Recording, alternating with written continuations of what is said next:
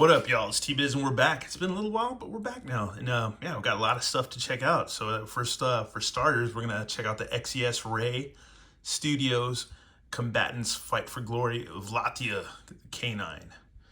Interesting name. Very weird, but interesting name. Yeah, these are pretty freaking cool. My buddy already collects. He already purchased one of their figures, the more ebony African female warrior he picked up, and she's pretty badass. But I figured this one is kind of a bit on the higher price scale, and so is she. So is the figure that he got. She's gone up in value too. All the dudes seem to be staying at a reasonable price, under $100, but at least 60 to 70 on eBay. And the females are going for at least like over a bill, up to $200. So yeah, a lot of money for these figures. So I thought we'd check them out, man. And yeah, go do a little reading. When cheers sounded in the air, coins fell like rain, and blood splashed on the ground. Mankind's cruel nature was exposed in the arena. It was an age of craze and legends. Someone rose and someone fell, which led to the endless loop. Then an unprecedented game was held, funded by the Senate, provided security by the Praetorian Guards. It was supported by the Lannistas in the cities. They brought the best gladiators into the carnival in order to gain glory, and glory, however, something was out of the ordinary. No one ever noticed that the cursed beasts and monsters had been placed in the dungeon of the Colosseum. When those dangerous things were released, a grand game would inevitably result in a series of bloody killings. Well, what the hell does that have to do with anything? I don't know. All right, Vlattia, nicknamed Canine, ethnic Celtic, or Celtic. Let's see, city, Neapolis, group, Aquilinius. Born as a fighter, Vlattia never stopped resisting, even when she became a slave.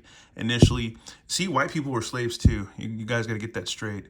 Anyway, she was just a female slave at school. After prevent from being raped and gnawed off a gladiator's penis. Oh my god! Should I keep reading this? This is gnarly, dude. Oh my god! The desire for freedom made her crazy, and she took into the arena. She was often unable to stop chomping on opponents who had been already killed until their bodies turned to pieces. She enjoyed the audience cheering for her. After more and more victory, she became remarkable and had some special rights. For example, she could ask Medicus to serve and please her after winning, and usually she wanted oh my god, they really didn't. That wasn't your basic action figure bio. Jesus. Anyways, let's go ahead and check this figure out. Here she is, man. She comes with a lot of stuff, dude. You got 4 extra hands, you got 2 fists, and 2 like kind of like holding hands. Kind of like, yeah, I guess they're kind of holding hands or whatever, but they're really not bad. Pretty decent detail on these hands. They're really not bad at all. You see, focusing on that, yeah, really not bad. Really killer accessories. Some cool gladiator fighting weapons, dude. This reminds me of that thing Conan used when he killed that one dude in the pit. That is pretty freaking cool. Yeah, you might want to have those when they unleash the lions, man. Or the rabid dogs. Wow, that's cool. That's a cool axe. Yeah, you could F somebody up with that. Let's see. This cool stabby thing. Cool stabby knife sword thing. It's pretty cool. It's got 2 of those. And you got pegs for hands too to go on there. So yeah, that's cool. Ball pegs with a hinge. So that's cool.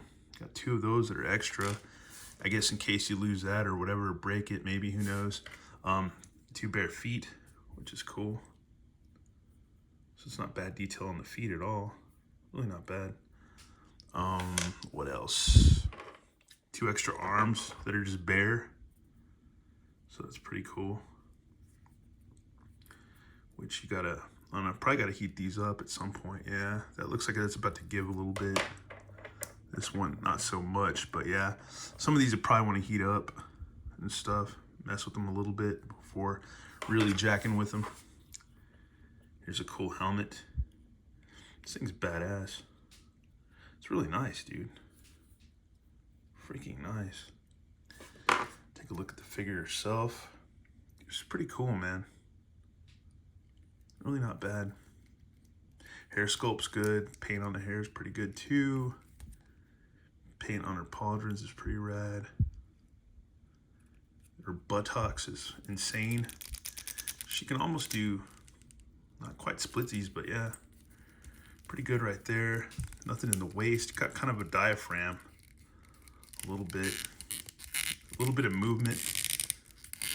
Yeah, quite a bit of movement. If you wanna, yeah. So that rotates. So that's cool. You got double knees, looks like. So that's cool. Let's see what else. No more cuts there. And then just like a rocker and a pivot and a swivel. It's going to be hindered by this thing right there. So yeah. And what else? Arms go up. Let's see. But the pauldrons do, yeah, actually not too bad. They can go straight out like that, so that's cool. Got elbows that swivel, so that's cool. And your hands do the same thing with everything, because we just saw the pegs for that. So that's pretty cool. And you just need to get it geared up. All right, here we have her posed up. You can actually pop off her hair. I'll show you in a minute. You can actually pop her hair off and get the helmet on, which is cool.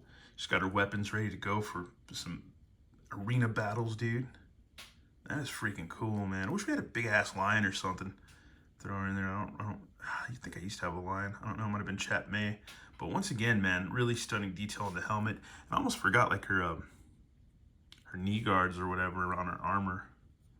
Really freaking amazing. If you could just take a look at that, that is really cool. Really good details all the way around.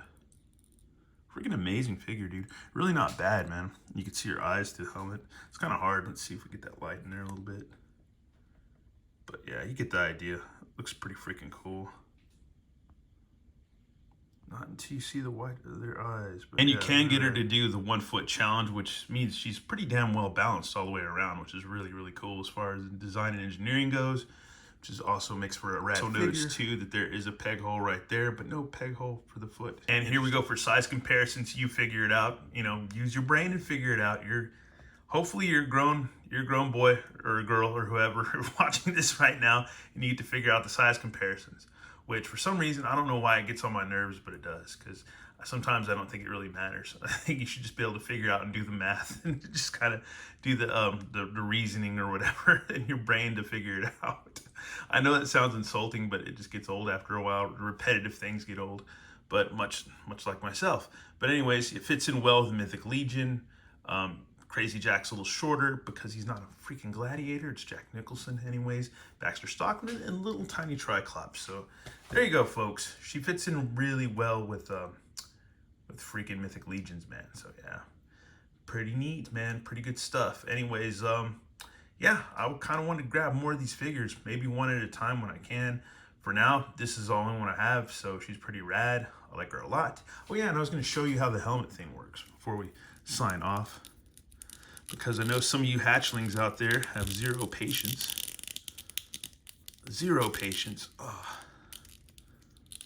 But it's not your channel, is it? Hell, fuck no, it's not. Anyways, let's see. And there you go. So yeah, man, you can just pop that off and get her helmet on, or take it off. But I kind of like her with the helmet. I think it looks pretty rad. Anyways, thanks for watching. Have a good one. All right, later.